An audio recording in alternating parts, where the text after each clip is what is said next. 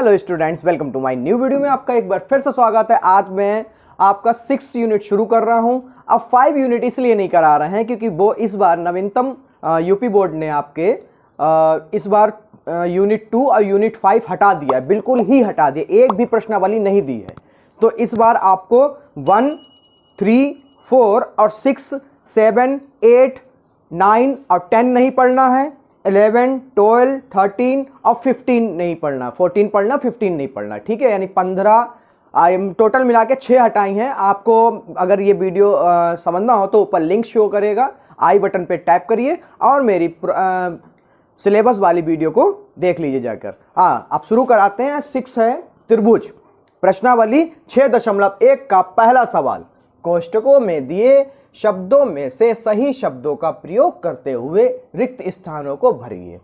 पहला है बेटा, सभी वृत्त होते हैं सर्वांगसम समरूप। व्हाट इज सर्वांगसम या समरूप? क्या होता है ये सर्वांगसम और समरूप? सबसे पहला ख्याल ये आया क्योंकि अगर आप बच्चों ने 9th में सही से त्रिभुज और रेखाएं कोण नहीं पढ़ा तो आप लोग ये नहीं समझ पाएंगे।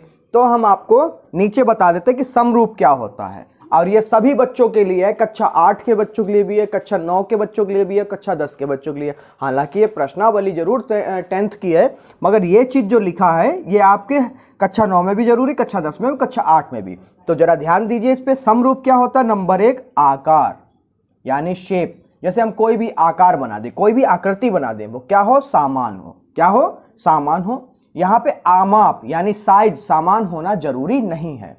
तो यहां पे जैसे वृत्त बनाया, हमने बनाया एक, छोटा बना, दूसरा वाला उससे बड़ा बना और तीसरा वाला उससे और बड़ा बना।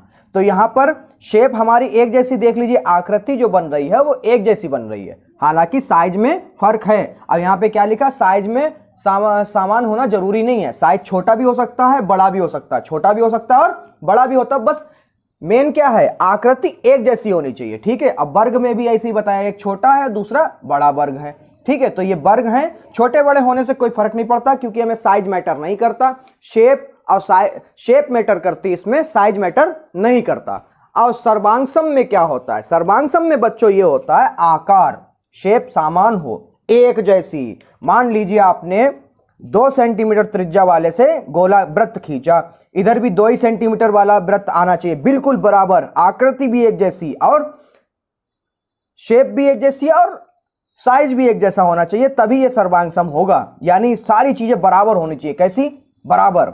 जैसे वर्ग बना है 5 सेंटीमीटर अगर इसका है तो 4 दूसरे वाले का भी 5 सेंटीमीटर ही होना चाहिए, ठीक है। साइजे मैटर भी यहां पे करते हैं। दूसरा पॉइंट पढ़ लीजिए जरा बेटा, क्या लिखा है? आमाप यानी साइज भी समान हो। क्या है? शेप भी एक जैसी हो और साइज भी एक जैसा हो, तो क्या होगा? सर्वांगसम, ठीक है बेटा।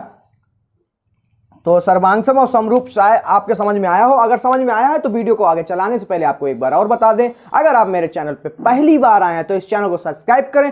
वीडियो पसंद आ रही हो तो इस वीडियो को लाइक करें और कमेंट सेक्शन में कोई भी प्रॉब्लम हो इस वीडियो से लेके या कोई भी डाउट आपको फंसता हो आप मेरे कमेंट सेक्शन में बता सकते हैं। चलिए आगे चलते हैं। तो इसमें क्या होगा? सभी वृत्त होते हैं। कैसे? सर्वांगसम तो नहीं हो सकते क्योंकि वृत्त कैसे होते हैं? कोई छोटा होता है, कोई बड़ा होता है, कोई 5 त्रिज्या का होगा, कोई 10 त्रिज्या का होगा, मगर आकृति एक जैसी होगी, मतलब समरूप होगा। क्या होगा? तो बच्चों यहां पे लिखेंगे समरूप। क्या होगा? समरूप। इस पे टिक लगा दीजिए। दूसरा वाला सभी वर्ग होते हैं। अभी मैंने आपको बताया वर्ग, सभी वर्ग, कोई छोटा, कोई बड़ा, कोई इससे भी बड़ा, बस क्या मैटर रखता है? ये अगर इतना है, आकृति मैटर रखती है, साइज मैटर नहीं रखता। तो यहां पर क्या होगा? सभी वर्ग, सभी वर्ग, कोई भी छोटा कोई भी बड़ा, तो यहां पे क्या होगा? ये भी समरूप होगा, ठीक है। समरूप। सभी त्रिभुज समरूप होते हैं। यहां पे कह रहा सभी त्रिभुज क्या समरूप होते हैं? मान लीजिए आपका एक त्रिभुज है, यहां पे पहला पॉइंट क्या कह रहा है? समद्विबाहु। समद्विबाहु का मतलब होता है 2 भुजाएं बराबर होना। जैसे कि आपका एक त्रिभुज है ABC, इसकी ये और ये भुजा क्या होगी? बराबर होगी। एक आपने इससे बड़ा थोड़ा बनाया, आकृति एक जैसी है, तो यहां पर हो गया AB और C, ठीक है। मगर इसके कोण जो है बदल जाएंगे, तो यहां पर हमारा ये तो नहीं हो सकता, बचा हुआ एक ऑप्शन हो सकता है। क्या होगा? समबाहु। क्या होगा बच्चों? समबाहु। फिर दूसरा है भुजाओं की समान संख्या वाले 2 बहुभुज समरूप होते हैं। क्या होते हैं? बहुभुज। बहुभुज का मतलब होता है 3 भुजाओं से अधिक। चलिए बहुभुज बना लेते हैं भाई। एक ये है, अब एक आकृति में इससे बड़ा बना लेते हैं, क्योंकि समरूप का मतलब ही यही है कि हमें साइज मैटर नहीं करता,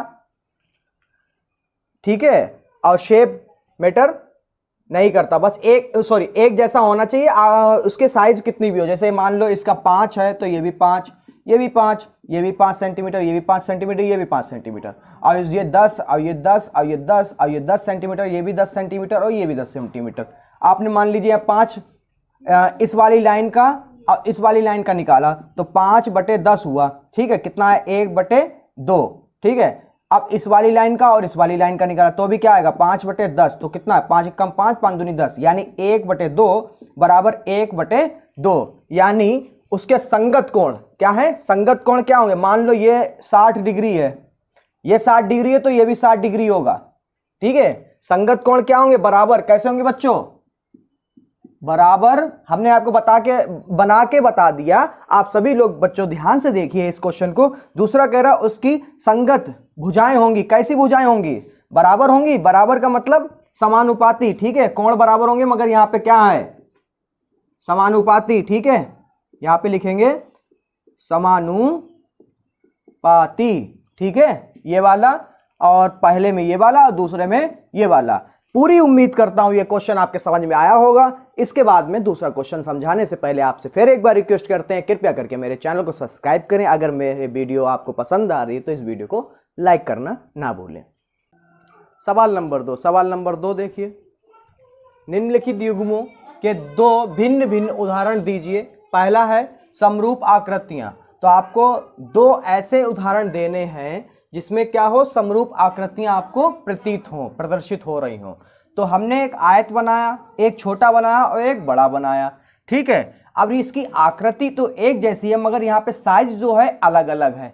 तो यहाँ पे जब आकृतियां एक जैसी हो और साइज मतलब लंबाई और चौड़ाई अलग अलग हो तो उसको क्या होता है?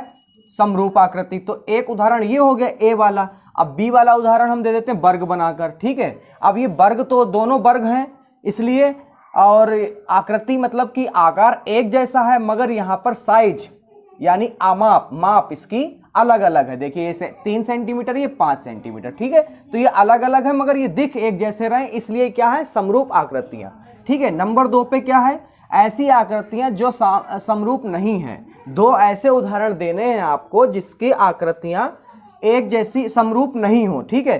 तो हमने एक आपको उदाहरण दिया, एक में विषम बाहु त्रिभुज जिसकी कोई भी भुजा बराबर नहीं है, समबाहु त्रिभुज जिसकी तीनों भुजाएं बराबर हैं। अब देखिए इसकी आकृतियां एक जैसी है ही नहीं, आकार जो है एक जैसा है नहीं। ये वाली लाइन ऐसे जा रही, ये वाली लाइन थोड़ी और टेढ़ी जा रही, वो बिल्कुल मिल गई, ठीक है। तो ये आकृतियां जब एक जैसी नहीं है तो ये समरूप नहीं है। बी वाला भी आपको ऐसे एग्जांपल देना था। देखिए समद्विबाहु दे दिया जिसकी 2 भुजाएं बराबर होती हैं। समकोण त्रिभुज में 90 होता है बी वाला कोण, ठीक है। अब यहाँ पर जो है आप देख सकते हैं एक जैसी आकृतियां है ही नहीं, आकार जो है इनका एक जैसा, यानी ये एक जैसे आपको दिख ही नहीं रहे हैं, तो ये समरूप नहीं है, ठीक है। तो हमने उनकी 2 उदाहरण दे दिए उनको, ऐसी आकृतियां जो समरूप नहीं है। ए वाला एक जैसी आकार नहीं है, बी वाले में भी एक जैसे आकार नहीं है, तो इसलिए ये समरूप नहीं है, ठीक है। आपके यही उत्तर है। आप लोग अपने फेयर पे जो बच्चे रिवीजन करने आए वो भी उसको देख सकते हैं, समझ सकते हैं समरूप क्या होता है और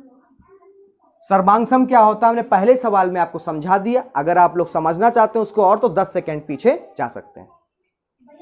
सवाल नंबर 3। सवाल नंबर 3 कैसा है? बहुत सरल है, बस आपको समझने की देरी है। सवाल नंबर 3 में कह रहा है बच्चों बताइए कि निम्नलिखित चतुर्भुज समरूप है या नहीं है। समरूप हमने आपको बता दी जिसकी सारी चीजें आकृतियां एक जैसी हों और भुजाएं भी हमारी एक जैसी हों, और कोण यहाँ पर देखते हैं, जरा देख लीजिए भुजाएं क्या है। भुजाओं कितना लिखा है? 1 मान लो ये वाली कंपेयर करते हैं जरा इससे, तो 1/5/3 हमने इससे कंपेयर कर रहे हैं एक एक भुजा, क्योंकि एक जैसी सारी भुजाएं हैं, इसमें भी एक जैसी भुजाएं हैं। तो हमने इस वाले की इस वाली लाइन से कंपेयर किया, तो यहाँ पे 0 बढ़ा, 15 कम 15, 15 दूनी 30, यानी 1/2। अब ये वाली भुजा इससे कंपेयर करते हैं तो आप सभी जानते हैं कि उतना ही आएगा। 15 एकम 15, 15 दूनी 30, यानी 1/2 1/2 बराबर सारी भुजाओं का ऐसे ही अनुपात निकलेगा। ठीक है, तो यहाँ पर हम लिखेंगे। अब कोण हमारे एक जैसे नहीं है, देखिए ये 90 है, ये भी 90, ये भी 90, ये भी 90, ये 90 नहीं है, ये 90 नहीं है, ये भी 90 नहीं है और ये भी 90 नहीं है। तो हम लिखेंगे नहीं, समरूप नहीं है ये चतुर्भुज। क्यों? क्योंकि संगत भुजाएं समानुपाती हैं। समानुपाती बराबर नहीं है, समानुपाती होता बटे में बराबर हो। ठीक है, तो यह समानुपाती हैं भुजाएं। क्या? भुजाएं सब समानुपाती हैं, बराबर हैं, परंतु कोणों का माप समान नहीं है। कोण क्या? 90। अगर ये सारे 90 हैं तो ये 90 नहीं है, इसलिए समरूप नहीं है। समरूप का हमने बता दें कि भुजाएं और कोण सब बराबर होना चाहिए। आकृति यानी आकार मैटर नहीं करता, वो छोटा भी हो सकता है और बड़ा भी हो सकता है, मगर अगर इसकी 3 है तो इसकी 2 है, और इसकी 3 है, ये भी 3 है, ये भी 3 है, तो ये सब चीजें बराबर होनी चाहिए। ठीक है, आकार मैटर नहीं करता। और यहाँ पर कोण, तो यहाँ पे आकार तो एक जैसे, भुजाएं सारी बराबर हैं, परंतु कोण बराबर नहीं है, इसलिए समरूप नहीं है। तो हमने आपको फिर से एक बार रिपीट कर दें, नहीं, समरूप नहीं है, क्योंकि संगत भुजाएं समानुपाती हैं परंतु कोणों का माप समान नहीं है। ये प्रश्नावली यहीं पे समाप्त करते हैं।